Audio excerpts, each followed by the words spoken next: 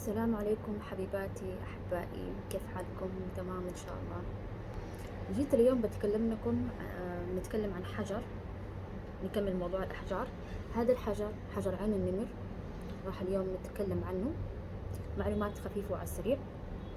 ممكن نقول فين أماكن تواجده. أماكن تواجده في كوريا، في جنوب أفريقيا، في تايلاند، في إسبانيا وأماكن أخرى. دول أكثر أماكن بيكون متواجد فيها حجر عين النمر. إيش فوائد حجر عين النمر؟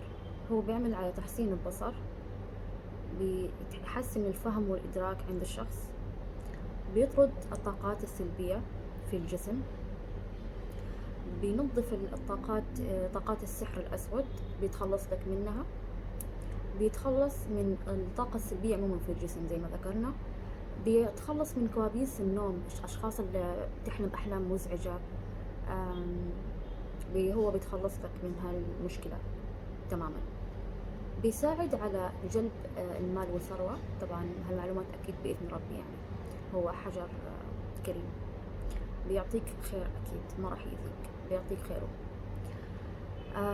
شو كمان ذكرنا؟ أيوة، طبعا كانوا بيستخدموه زمان الفرسان اللي عندهم معارك، بيلبسوه أو بيحملوه عشان بيعطيهم الشجاعة على إنهم يكملوا المعركة.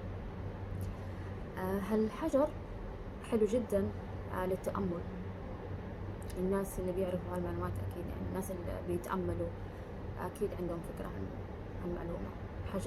حجر عين النمر كمان حلو تهديه لشخص كهدية، حد في طريقه لسفر، بيساعده بإذن الله على إنه يعطيه ثقة ويدعمه، يبعدوا الخوف يعني من نفسه. فوائد هالحجر كثيرة. هاي معلومات بسيطة، إن شاء الله أكون أفدتكم. أنا أنصح فيه أكيد.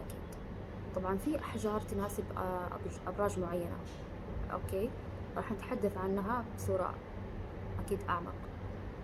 شكرا، أنصحكم فيه. مع السلامة أحبابي.